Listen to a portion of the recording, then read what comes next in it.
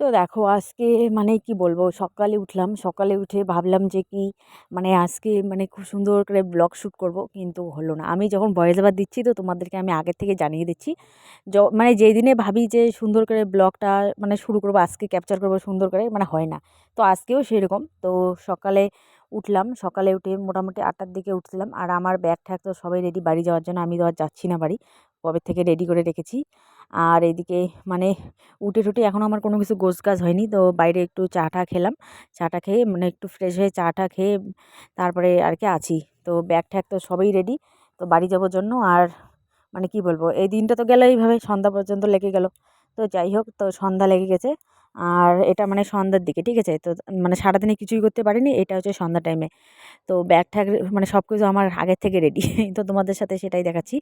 আর এটা সন্ধ্যাবেলা, তো রাতের বেলা তো সেভাবে গেল। তো ভয়েস ওভার দিচ্ছি যখন, তো আগে থেকে বলছি কি হচ্ছে না হচ্ছে।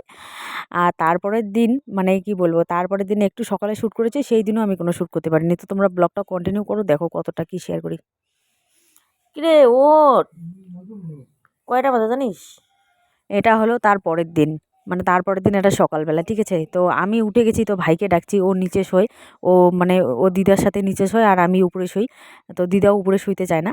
তো যাই হোক, ওকে আমি ডাকছিলাম যে ওঠার জন্য, আমি যেগুলো মানে গোছগাছ করবো। আর তারপরে আমি এদিকে মানে তারপরের দিন এটা সকালে মানে আমি এই বিছানাতে বসে আছি, আর বিছানা থেকে ওকে ডাকছি। তো তোমাদের সাথে এতটুকুই শেয়ার করলাম। আর সারাদিনে আমি কোনো কিছু শ্যুট করতে পারিনি, ওই আগের দিনে সন্ধ্যাবেলা ওইটুকু, আর তারপরের দিনে সকালবেলা এইটুকু। তো কেমন লাগলো ভিডিওটা অবশ্যই জানাবে। আমি খুব